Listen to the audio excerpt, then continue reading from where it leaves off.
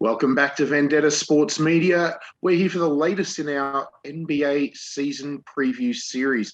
My name's Jarrod Prosser. I'm here with Jerry Walker. Today, Jerry, we are talking about a team that's on the rise, the New Orleans Pelicans. Oh yeah, I mean it's one of the more interesting young teams in the league with one of the best young superstars in the league. They could very well take a step forward this year, and I do think they will. But we'll touch on that later. Yeah, a lot depends on a little bit of luck, a little bit of circumstance going their way in the health department. Clearly, I don't think we're burying any leads there. It's been that so much depends on Zion with this team, and that's probably a nice little lead in. Zion was missing all of last season, yet the Pelicans still had a pretty good campaign. Yeah, they finished 36 and 46, ninth in the West, third in the division behind Dallas and Memphis. But as the 9th seed, they beat San Antonio, a team that I was surprised about that a bit. I expected more from San Antonio with DeRozan and Greg Popovich always leading the helm. And then they beat the Clippers at 105-101 in the next playing game to get that 8th seed, which was their first playoff appearance since the 2017-18 season after spending 3 or 4 years just kind of at the bottom. And then they drew the Phoenix Suns. And that series was a lot closer than everyone or a lot of experts thought it was going to be. Finished 4-2 to the Suns, but I thought the Pelicans put up a decent fight in that series. Yeah, they absolutely did. And look, I actually thought that the Pelicans, I wasn't surprised that they came through the play-in tournament. When you consider the start to the season that the Pellies had, I mean, there was so much conjecture about whether Zion would play, wouldn't play.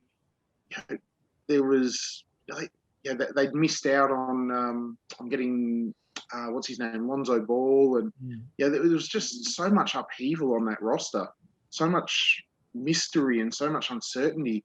And what did they start? Something like 1-12 or 1-11 or some sort of horrible start. Good.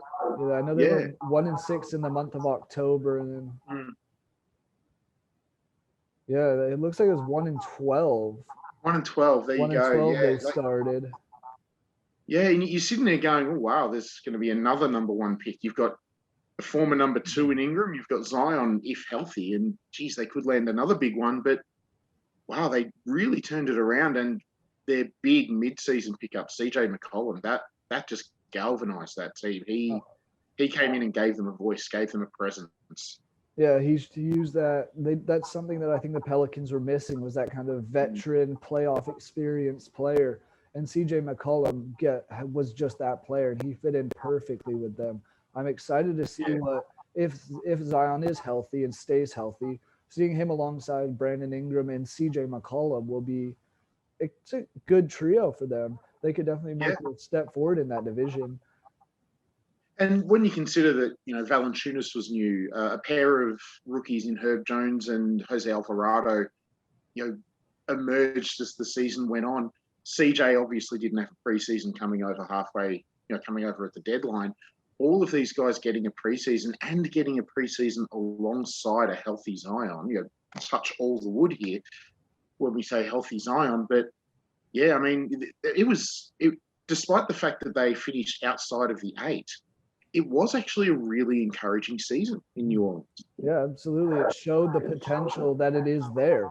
They do have the players in place. It's just now, can they get everything to gel together? And health, obviously, is always a big issue. But the fact that CJ McCollum gets traded there at the deadline and finishes as their leading scorer, that says something to what he can do for this team. And I thought it was a big loss for Portland. Yeah, look, I understand why Portland made the trade. You've got Simons coming through. You need to give him, his headway, so to speak. But let's talk about the transactions. We've talked about the transactions last offseason a little bit, Valanciunas and the rookies. We've talked about CJ, but let's touch on what the Pelicans did this offseason. What moves did David Griffin make? There really wasn't that much that they did. They re-signed CJ McCollum yesterday, and then the only other notable transaction was that they signed guard Darian Sebron but that was to a two-way. So it's Yeah, rel- exactly. a relatively No real impact. quiet on the Pelicans end. It's more just waiting for health to kick in. Yeah. And look, being an Australian, it would be remiss of me not to mention Dyson Daniels. Yep, that was their other big pickup, 8th overall from G League Ignite. What do you, as a fellow Aussie, what do you think of him, and what's his role going to be in the Pelicans? Well, I actually broadcast his first ever pro game back in 2019. I was doing, I don't think I was lead commentary. I think I was a special comments guy on that night. But I think he just turned 16, like a week or two prior to the game. And this was in the equivalent, like the Australian equivalent of the G League. And he was tiny. Like he certainly wasn't the 6'7", 6'8", wing-sized guard that he is now. He would have been maybe 6', 6'1", and he looked like a child out there. But at the same time, there were skills that he was more skillful than a lot of the guys on the court, a lot of these grown professional men. And you saw little flashes. You saw little bits of defensive instinct. You saw passes that, like there was a couple of times in that game that I recall he threw passes that teammates didn't see coming. And first pro game, being a child in a man's world, you just thought there's something to this kid. I got to admit, at the time, I didn't think top 10 NBA draft pick something to this kid. I thought, geez, he's going to play at the top level at our league, absolutely. And he's got a really good chance of going over to either Europe or the States and making something. But I got to admit, I didn't see lottery pick in his future. He's surpassed even what I thought he could be, and I was a big fan right from the get-go. I think he's going to be a wonderful pickup. Very, very good defender already. Excellent passer. If the shooting ever comes around, and let's face it, there's a pretty good shooting coach sitting there in New Orleans at the moment in Vincent. I think there's a wonderful player waiting to come out of him. Yeah, it just adds more depth to this team. Yeah, it is a really deep roster, isn't it? Yeah, I mean, not a huge name anymore, but Larry Nance is the backup, is second string. Devontae Graham, Jackson Hayes has potential as a backup center. It's really, and then I mean they have the Euro League or the Euro Basket MVP Willie Hernan Gomez, who just played out of his mind for Spain this summer. Yeah. It's serious. I mean, we talked about Memphis's, we as a media talked about Memphis's depth last year, but geez, the Pelicans have got similar type of depth. They legitimately bat 10, 12 deep now. Yeah, I think that would be a fun rivalry. Sorry, go on. I think that'll be a fun rivalry in the next few years, Memphis and New Orleans. I mean, absolutely. John Zion going 1-2 in the draft, but and they've even traded with each other recently too, Valanciunas and Adams. So, look, this question is actually a little more difficult the more I thought about it. But who is the star man? Is it Ingram? Is it CJ?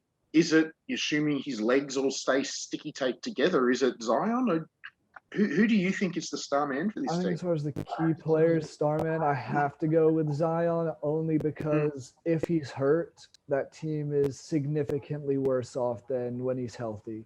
In his healthy year in 2020-21, he averaged 27 points per game, 7.2 rebounds, and just under a block a game. So he does it at all. And ridiculous efficiency too. Oh, exactly. Incredible efficiency. He could be an elite player down in the post and the way he plays his game, but the way he plays his game is also so explosive and relying so much on athleticism that these injuries are going to add up. And if he gets another one, we could see him out for another year. He could be I don't want to say a Derrick Rose-esque player with the injury ways, but we could see the prime of his career go away because of series of injuries.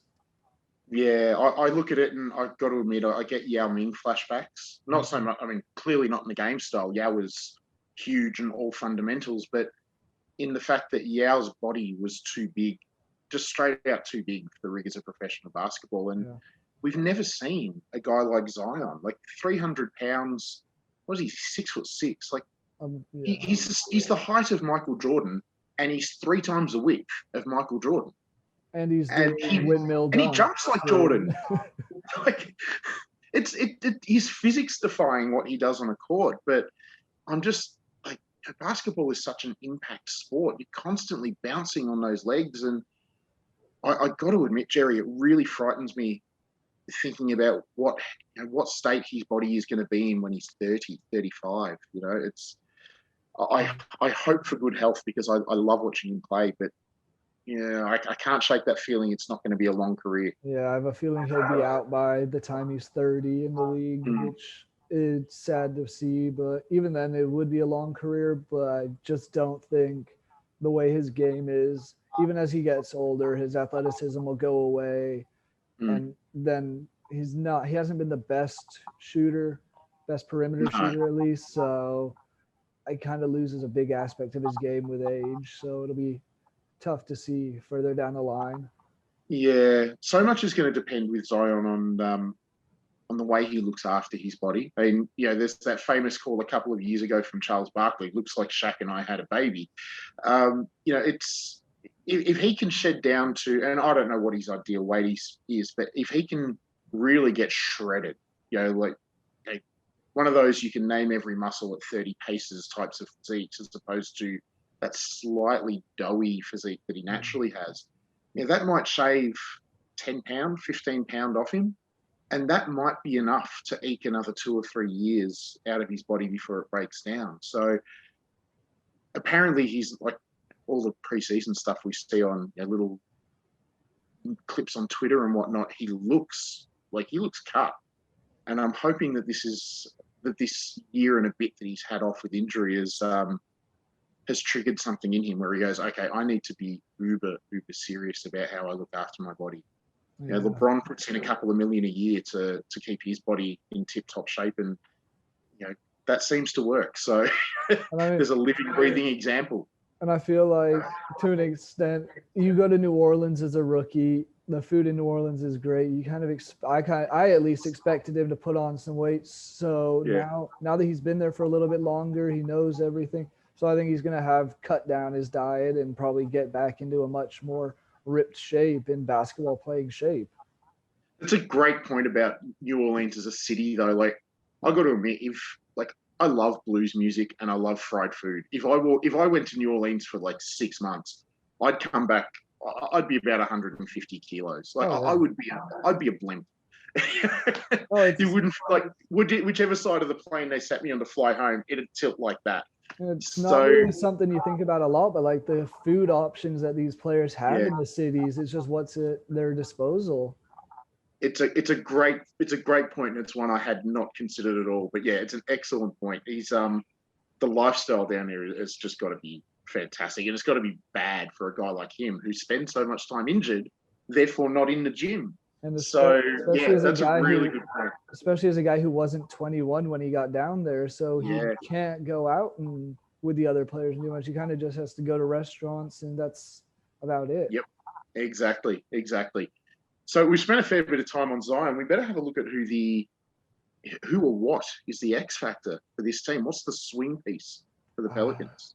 I was gonna say I think it's one of either Brandon Ingram or CJ McCollum. Really, those are going to be the next two guys up, but it's going to be who is going to take that step forward and really grab onto that second man spot after Zion. I think if the three of them can gel together, that's a dangerous starting lineup for sure. But I just don't know which way to go with it, because I could see Brandon Ingram. He's taken a huge step forward in the last few years since his move from the Lakers. And his playoffs last season were excellent. Yeah, he was the guy in the playoffs for the Pelicans, and he was the reason they won 2 games against the Suns.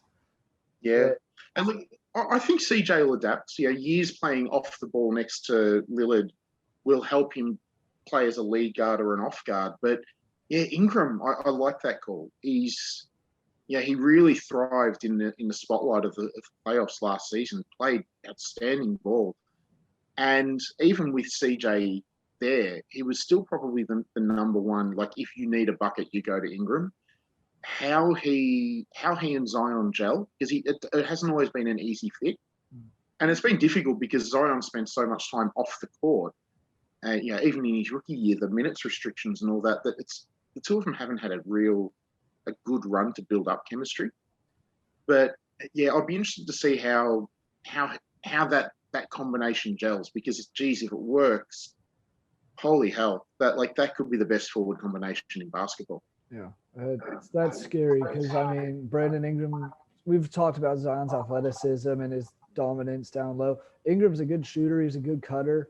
He could offensively. That team is extremely dangerous, and he's long and lengthy at the three guard, so he can he can defend any position with not necessarily ease, but with comfort.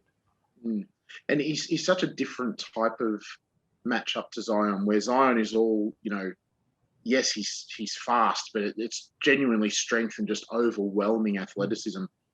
Ingram, yes, he's pretty quick and he's reasonably strong, but he's wiry. He's someone who beats you with length and skills and footwork as much as anything. So the two of them provide just such varying matchups that if you've got the troops to stop one of them excelling, you probably haven't got the troops to stop the other. And you definitely wouldn't to stop CJ McCollum as well if he starts going off. So yeah, well, that's it. Then you've got CJ. Then you've got an old-fashioned low-post brute in Valanciunas, who, if you decide to go small, he's just going to mash. He'll mash some fool into the basket. So there's definitely some weapons on that team. Absolute weapons. So let's cut to the chase.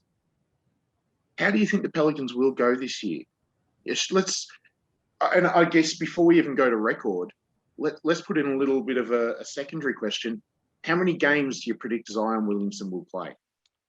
I actually think Zion will play in over 60 games this year, maybe even over 65. I do think he will stay healthy the majority of the year. I think he'll miss games because I think they'll kind of shut him down a bit, or not shut him down, but monitor his playing time. And he may have an extra off day compared to other players in games. But I think around the 60, 65 mark is the minimum of what we're going to see him play this year. Okay. And how many games do you think the Pellies end up claiming this year? I think they won 36 last year. I have them winning 40 this year, but I can see them winning. I think tops is like 42 or 43. I think that's the top of what they'll do this year, just because their division is strong. Houston's getting a little bit better. San Antonio is interesting. You can never count San Antonio out. They're definitely going down more, but Popovich can turn them around. And then Dallas and Memphis, you have two of the best players in the league. Memphis proved that they were one of the best regular season teams last year. And it's an interesting situation for them to be in. Yeah, look, I mean, I still expect Houston to be fairly bad, and San Antonio have quite openly proclaimed that they're going to be bad. But gee, that top three is so strong. Like, I dare say it'll be out on YouTube by the time this one's out on YouTube, so we'll refer to it. But I recorded the Dallas Mavericks preview with Trey last night, and I predicted that Dallas would win the division, narrowly ahead of Memphis. Now, you said 40 wins, but you think they can go higher. Honestly, I think we could see them push to 47, 48 wins. I'm really, really high on this team. I have a sneaking suspicion that Memphis, Dallas, and New Orleans, I have a suspicion that they could all hit 50. It wouldn't surprise, it'd be a massive achievement, but I wouldn't be entirely shocked if all three of those teams hit 50 wins. I think they're all that good. Yeah, they are. We saw the Atlantic Division last year almost have three teams with 50, with Boston, Philadelphia, and then Toronto at 48. So it's definitely a possibility for them. And I mean, they'll beat each other up in the division, the three in the Southwest, but they're better than half the teams around the West. Yeah, and they've got their easy wins against the Spurs and the Rockets as well. Exactly. And I mean, I think they could easily finish with all three of them in that top six, all in the playoffs automatically. Yeah, definitely. No, I think they're going to be very, very good. They're going to be a lot better than last season. So we've probably gone a little bit overtime with this one, Jerry. So we might put a stop on this one. So we're both predicting that New Orleans are going to be much better than last season, and certainly playoff. Well, yeah, well, I think we're both considering them a lock for the playoffs. Yeah, I have them as the 6th seed getting in. Yeah, I tend to agree. I think they'll be in and around there. So that will do it for our Pelicans preview here at Vendetta Sports Media. Again, keep an eye on the YouTube channel, hit that subscribe button. All of our NBA previews will be on YouTube as soon as they're recorded. So for me, I'm Jarrod Prosser. You can hit me up on Twitter, hey_it's_JP. That's Jerry Walker. You can get him at Jerry F007. And we will see you for our next NBA preview. Bye for now.